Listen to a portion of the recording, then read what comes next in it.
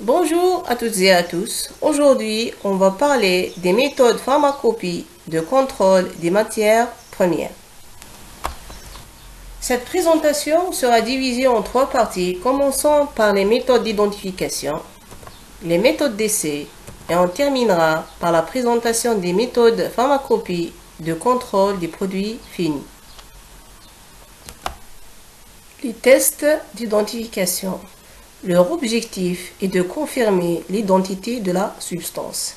Les tests doivent être suffisamment spécifiques pour permettre de distinguer les uns des autres, les exceptions ou les substances actives possédant des structures voisines. Les méthodes analytiques utilisées pour ces tests d'identification sont l'analyse spectrométrique, les analyses chromatographiques ainsi que d'autres analyses analytiques. Les essais visent essentiellement à limiter les impuretés dans les substances chimiques à usage pharmaceutique.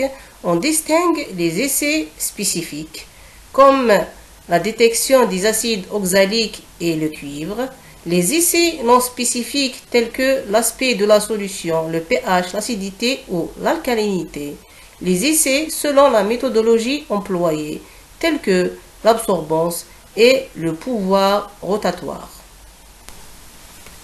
Essai des substances apparentées. Les substances apparentées sont les impuretés organiques qui ont pour origine les intermédiaires ou ce produit de synthèse, les substances co-extraites dans les produits d'origine naturelle, les produits de dégradation.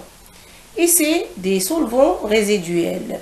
Les solvants résiduels sont des substances chimiques volatiles utilisées ou produites lors de la fabrication de substances médicamenteuses ou d'excipients.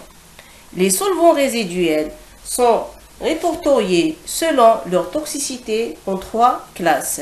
La première classe, solvants à éviter. La deuxième classe, solvants dont l'utilisation est soumise à limitation. La troisième classe, solvants à faible potentiel toxique. Essai des métaux lourds. Les métaux lourds sont des impuretés élémentaires provenant des procédés de fabrication des substances pharmaceutiques. Elles ont pour origine les réactifs, les ligands ou les catalyseurs utilisés. Essai des endotoxines bactériennes. Cet essai est préconisé pour le contrôle des substances pharmaceutiques destinées à être administrées par injection ou irrigation. Essai de la perte de dessiccation. Cet essai mesure l'eau, mais aussi les autres substances volatiles.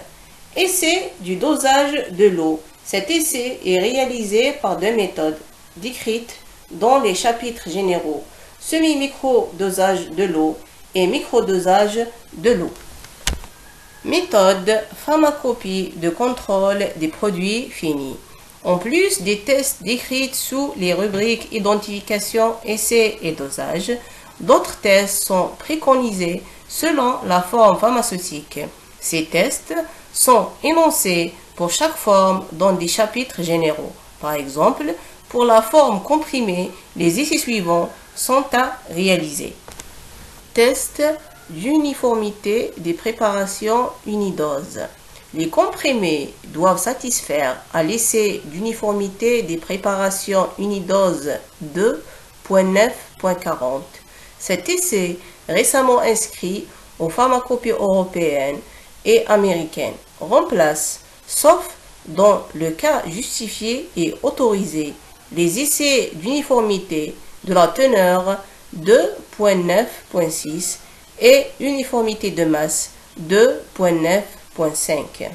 Pour chaque forme pharmaceutique solide, on possède, selon la quantité et la proportion de la substance active dans le comprimé, soit par contrôle de l'uniformité de teneur, soit par un contrôle de la variation de masse. Le test de dissolution. 4 appareils de dissolution sont préconisés. Le premier appareil est l'appareil à panier, le deuxième est l'appareil à palette, le troisième est l'appareil à piston, le quatrième est la cellule à flux continu. Une description détaillée de chaque appareil est donnée avec le mode opératoire spécifique à chaque forme de comprimé. On trouve aussi les critères d'acceptation pour l'interprétation des résultats. Par ce, je termine et merci de votre attention.